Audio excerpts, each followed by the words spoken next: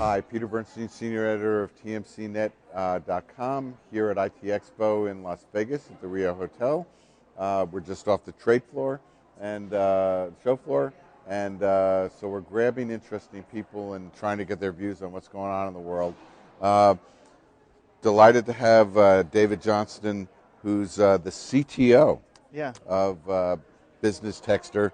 We just spoke to your boss, not your boss, but one of your colleagues, and he gave us an overview of what you guys do. The reason we want to talk to you was, so how does it work? You're the CTO. First, let's go over, for those who didn't see the previous video, who you are and what your what your solution is, and then let's get into the guts of it a little bit. Yeah. So obviously I'm on the technical side, but I was the original inventor. And I had built this social texting app just so people could text quick love you messages to each other, and it kind of went viral and had 450,000 downloads within a short period of time. And I built a feedback system in there so they can ask questions via text message. And the text messages started coming in and kind of overwhelming me. So I thought, okay, well, I need to build another app to manage all those users. And so that's the birth of Business Texter. How it started was to be able to manage this. There's still 160,000 users for that other app. And so it answers all those questions. So that's how it started. So how do I get involved with you? So we have a couple levels of integration. So we have one where we have special tracking links on the website. So if somebody clicks a banner, we have what's called affiliate tracking, and then we have the rev share there.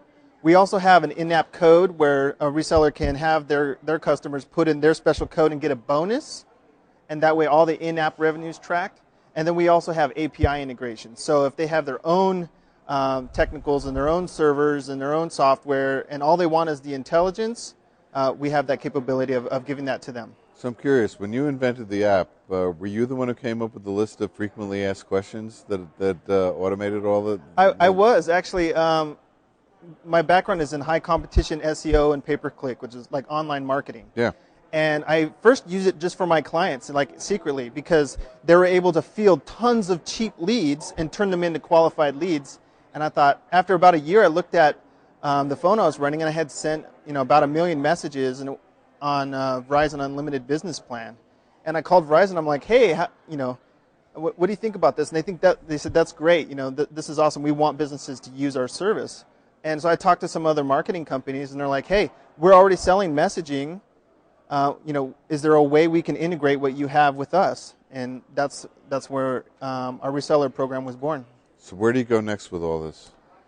The next thing we're going to do is integrating WhatsApp, Keek, Line, all those social media apps for messaging, so a business can actually reach that younger audience.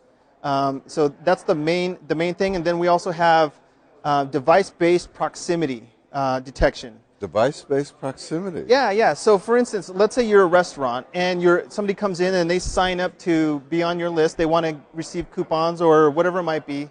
The next time that person comes around, you'll be able to trigger a coupon. So hey, thank you for coming in. Last week we really love you as a customer. By the way, here's our 50% off coupon. And kind of be able to constantly bring those people back in instead of paying Groupon or somebody else to bring those people back in for you. So it really doesn't have to be user initiated. Right now, it's me asking a question, right? Right. This is more proactive in terms of the experience when I'm geographically located someplace. Yeah, I mean, it's permission based, so it's not going to be able to message somebody who hasn't opted in.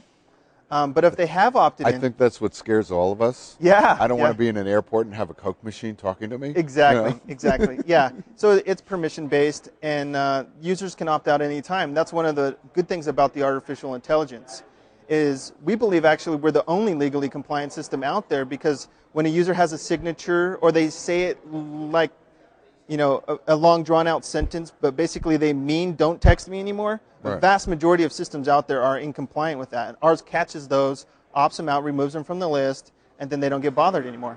So keyword spotting is important. It's more than just keywords, right? So there's keywords, there's databases of words, but then there's true artificial intelligence that catches the synonyms, catches all the variations, the the typos and slang. There's a lot of texting slang that's hard to catch. That's where the artificial intelligence comes in. That really. Any thoughts about taking to this to voice recognition and beyond? Yeah, actually, we've been playing around with Google's voice, Microsoft's, and AT&T's voice systems to translate it into text, and then our system can analyze that text and tell the other system using it what that message means, and then they can decide how to handle that. Right, because I mean the applications are mind-boggling. Yeah. So, yeah. Anyway, pleasure talking to you. Yeah, you too. Thanks for having me. I hope you had a good show. Yeah, it was amazing. And thanks for stopping by. Yeah, thank you so much. Appreciate it.